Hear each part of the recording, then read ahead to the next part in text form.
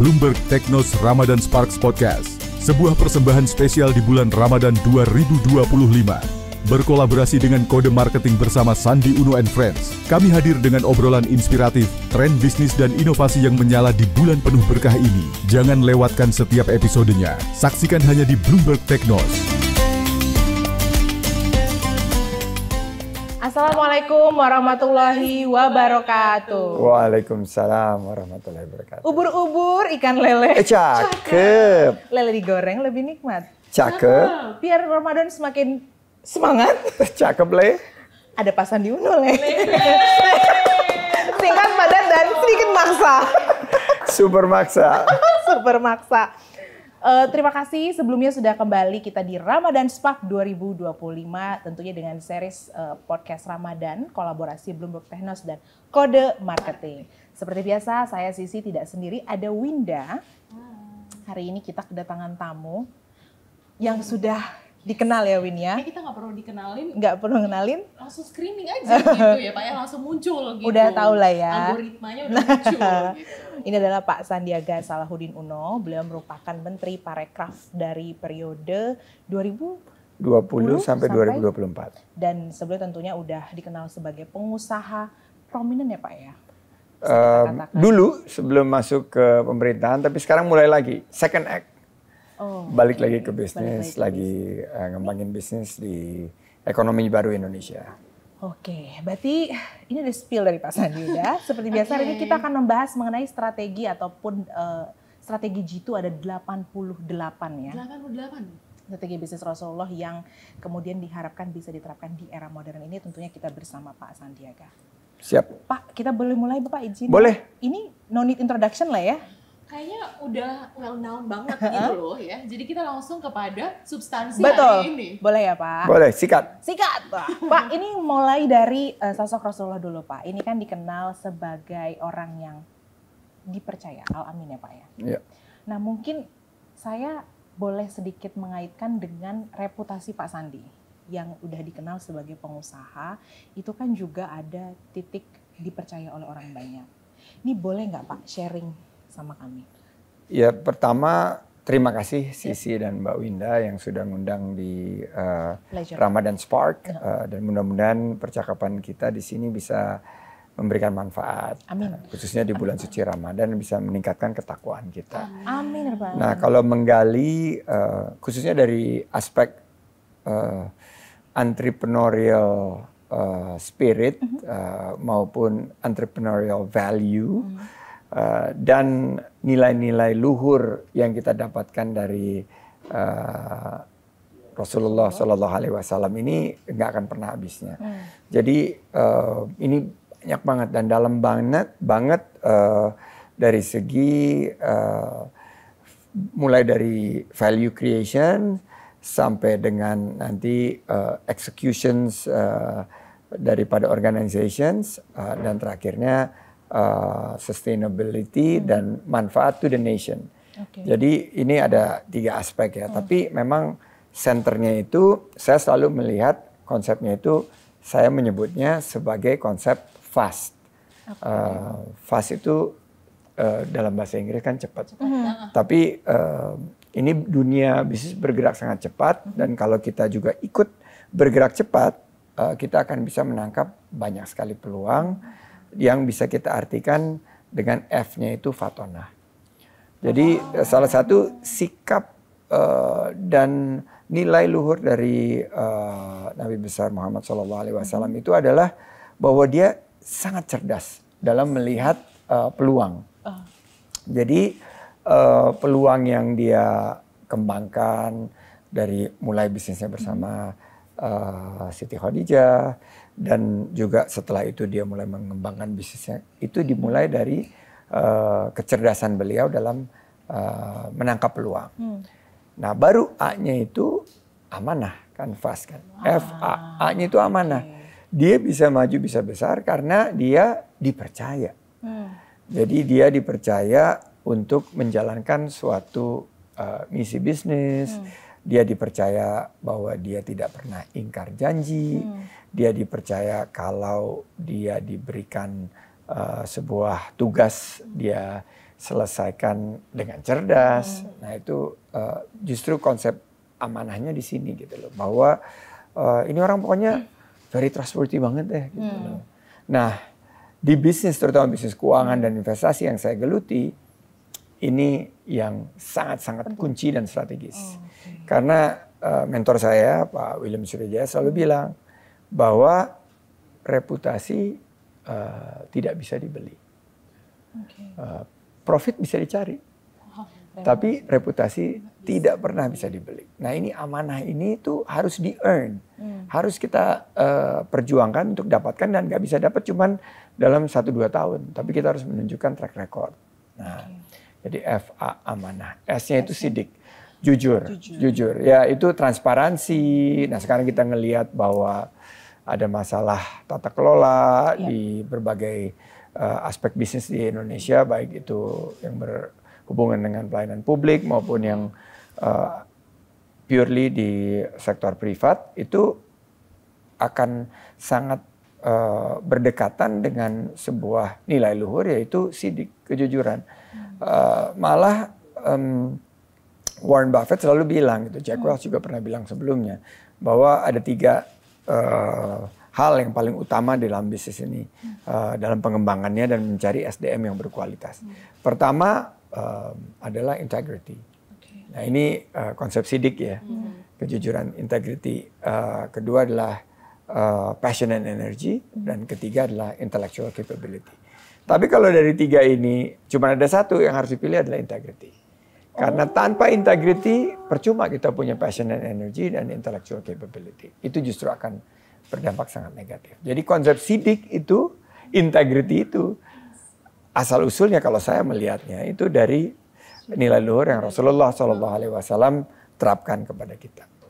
Dan T kan fast kan, F-A-S-T. T-nya itu tablik. What you guys are doing here adalah menyampaikan, terutama yang baik-baik gitu loh. Jadi amplifying itu adalah bagian daripada nilai luhur kita berbisnis. Jadi kalau kita sedang berbisnis dengan mengedepankan semangat kejujuran, kecerdasan, tanggung jawab, amanah, dan juga itu harus disampaikan. Dan kalau kita lihat benar bahwa studinya Edelman tahun 2023 menyampaikan bahwa 91% pelanggan itu lebih percaya dengan bisnis yang memiliki reputasi yang baik. Dan reputasi inilah dibangun dengan konsep tadi, fatonah, amanah, sidik, dan tablik. Wow. Tadi menarik ada kata-kata, kalau misalnya 3 yang disebutin, disuruh pilih, yang penting harus ada integritas dulu ya Pak ya? Iya. Sementara kan kita lihat fenomena sosial saat ini kondisinya, itu tuh menjadi isu yang tidak pernah terselesaikan dengan baik. Menurut Pak Sandi sendiri gimana? Akhirnya balik lagi kepada jati diri kita. Saya percaya a glass is always half full, bahwa saya optimis dan saya selalu husnuzon. Saya melihat bahwa gelas itu pasti setengah terisi, itu setengah penuh. Sebetulnya interpretasinya adalah manusia itu asal muasalnya semuanya baik gitu loh. Dan kita perlu karena fitrahnya sejatinya kita baik, dan ini kan nanti juga kita kan Idul Fitri ya, akan kembali lagi baik. Itu ya kita harus mampu untuk menanam kebaikan itu dan melakukan pengamanan agar kebaikan itu ada.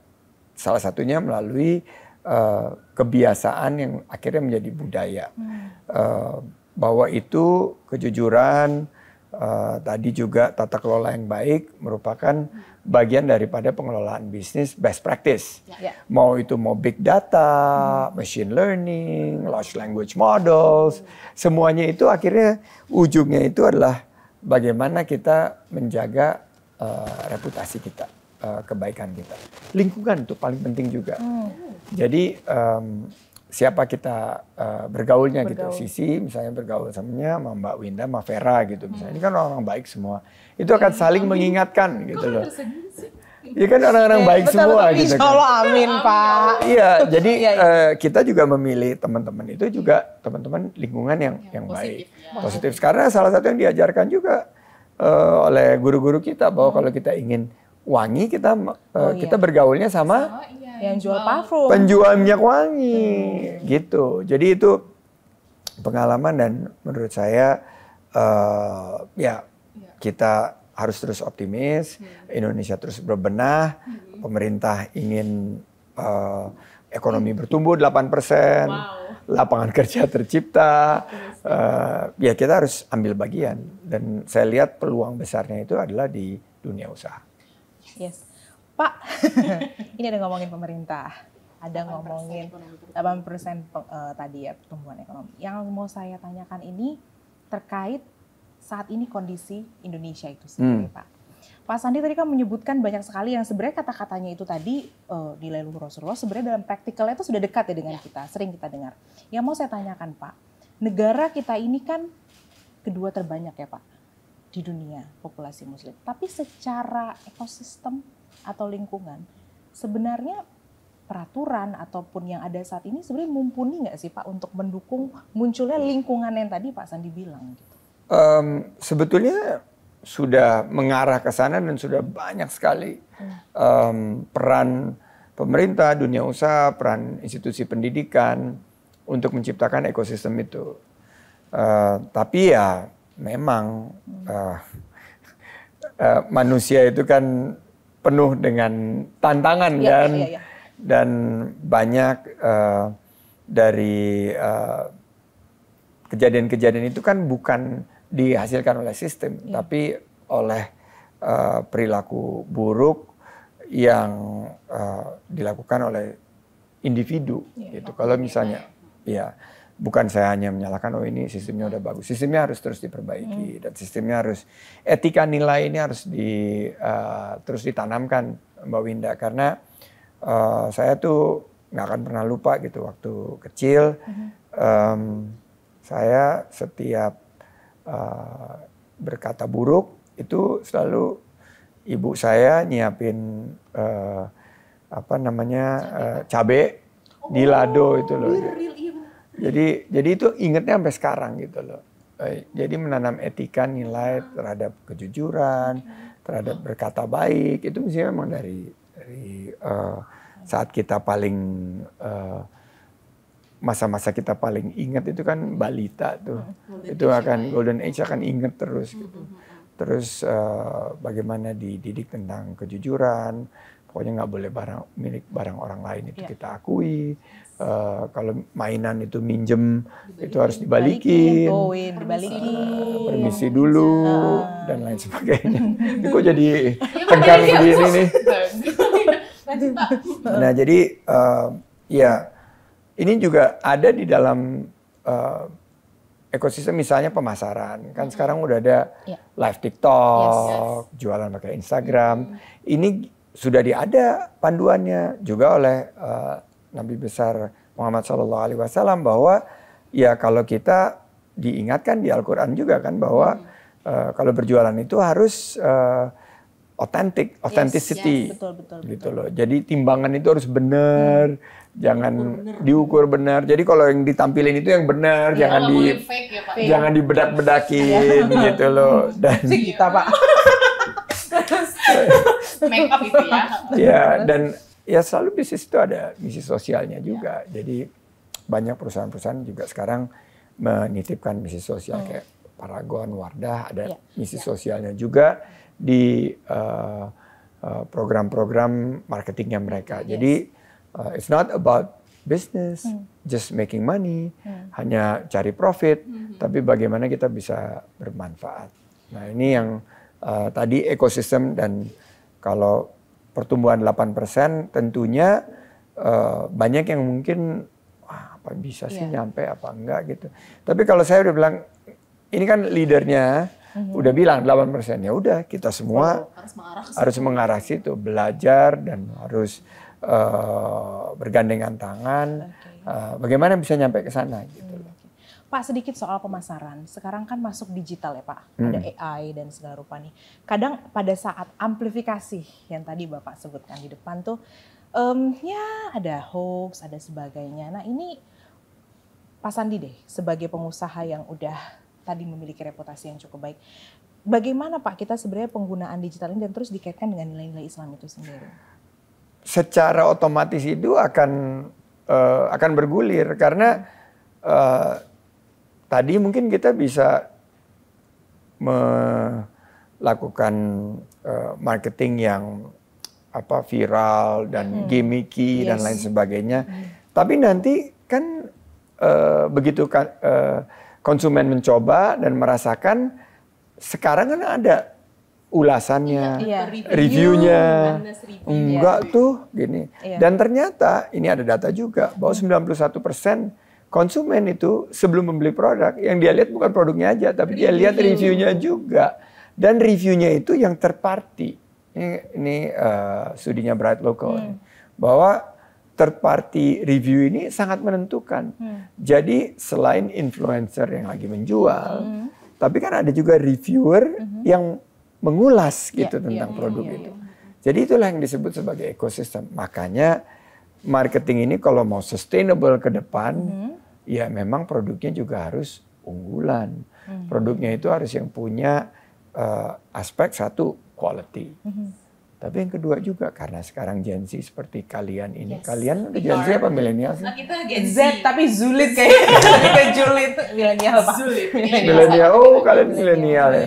Nah ini Gen Z, kalau milenial kan the generation is the what about me gitu kan. Generationnya kan selalu gitu kan. Bukan generation Z. Generation milenial itu selalu kan me, milenial. It's a me generations. Dampaknya kepada kita. So we are talking about self-centered? Bukan self-centered, enggak. Tapi you basically apa experience-nya buat saya? Apa journey-nya buat saya? Takut ketinggalan gitu. Nah itu banyak yang akhirnya ke FOMO dan lain sebagainya kan. Nah kalau Gen Z itu lebih banyak, dan ini menurut data juga, it's about purpose. Apa dampaknya gitu. Jadi Dia udah mulai lebih pintar. Bukan lebih pintar sih. Lebih dia mau beda aja sama generasi milenial. Unik. Nah, itu ya mereka melihat bahwa apa purpose-nya gitu. Jadi produk-produk yang ditampilkan itu juga harus punya aspek quality dan sustainability. Kalau quality itu is about me, sustainability is about others, gitu loh. Apa keberlanjutan lingkungan? Makanya dua aspek ini harus ada. Oke. Biasa. Jadi kita kalau ngomongin era teknologi sekarang, Pak, sama kita kaitin fenomena-fenomena terkait hal-hal yang sebenarnya konsepnya tuh udah harus diimplementasikan di dalam syariat yang sudah kita tahu emang udah diajarin dari zaman Rasul, tapi pada kenyataannya sulit sekali untuk real implementasi dalam bisnis, terutama di digital. Menurut Pak Sandi, ada nggak sih yang harus dilakukan check and recheck gitu? Digital auditornya, stabilnya gimana gitu? Bisnis itu kan selalu berkembang ya, dan cepat sekali perkembangannya. Dan saya selalu menerapkan 3C, inovasi. Dan itu juga ada dalam inovasi dan entrepreneurial orientation di dalam studinya juga, bahwa kalau dibedah seorang entrepreneur itu kan, pengusaha itu kan DNA-nya tuh entrepreneur kan, entrepreneurship. Dan walaupun pengusaha itu seorang entrepreneur, tapi tidak semua entrepreneur itu pengusaha. Jadi entrepreneur itu bisa ada di pemerintahan, bisa ada di institusi pendidikan, maupun bisa juga ada di community, bisa di media. Nah, karena mindsetnya itu kan yang diukur.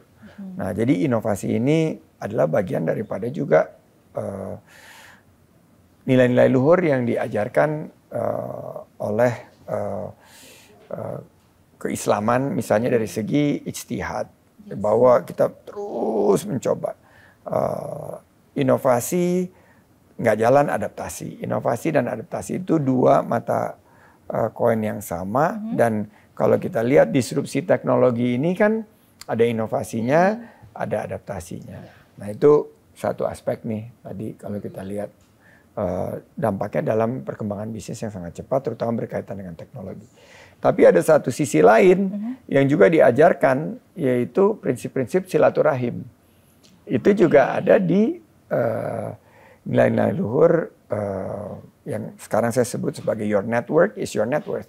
Begitu kita punya banyak teman bersilaturahim, keliling dari komunitas ke komunitas, dari himpunan ke himpunan, itu kita memperluas network kita. Dan silaturahim itu kan kita diajarkan juga oleh guru-guru agama kita bahwa silaturahim itu memperpanjang umur kita dan memperluas rezeki kita.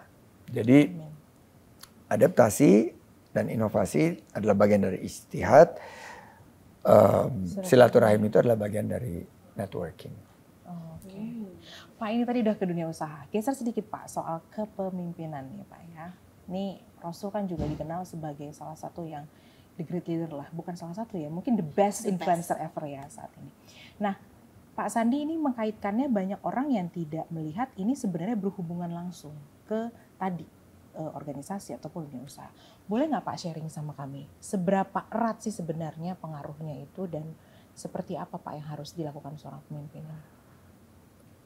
Ya kalau kita lihat setiap diri kita kan pemimpin dalam skala yang terkecil, memimpin diri sendiri sampai skala keluarga, sampai skala besar, skala negara, dan akhirnya skala hampir 2 miliar Muslim sekarang yang sebetulnya terinspire. Jadi saya melihat to lead is to inspire. Leadership itu adalah memberikan inspirasi yang betul-betul nempel gitu ke bagian daripada mulai dari komunitas sampai yang lebih besar lagi sampai umat gitu. Dan to lead is to give example. Jadi lead by example itu yang diperlihatkan oleh Rasulullah SAW dalam setiap aspek kehidupannya. Saat dia berperang, bagaimana dia nge-lead? Dia lead from in front. Dia bisa lead dari di depan, bisa dia lead dari di belakang dengan mendirect, bisa dia lead dari samping, dia ikut berjuang, dia ikut strateginya. That's how to lead gitu. Jadi posisinya di mana itu selalu dia bisa menjustify dengan baik dan memberikan sebuah contoh yang sangat inspiratif gitu. Nah ini di tiap-tiap organisasi akan sangat aplikasikan gitu loh. Prophetic leadership-nya dia gitu. Ada bukunya banyak banget yang mengupas. Dan itu udah sering banget dikupas. Saya juga ngelihat kalau dari segi organisasi, terutama organisasi bisnis yang saya jalankan sekarang, bukan hanya prophetic leadership, tapi prophetic behavior dia, kehidupan sehari-hari dia ternyata banyak banget manfaatnya. Mulai dari berpuasa gitu. Orang dulu belum ada ngomong intermittent fasting. Iya. Dia sih berpuasa dan berpuasa di hari-hari tertentu gitu. Dan ternyata sekarang ilmu kedokteran menunjukkan bahwa berpuasa itu have great benefit kepada kesehatan kita. Jadi makanya udah ada yang mulai nih intermittent fasting. Beliau memulainya dengan fasting berbasis tentunya perintah dari agama dan lain sebagainya.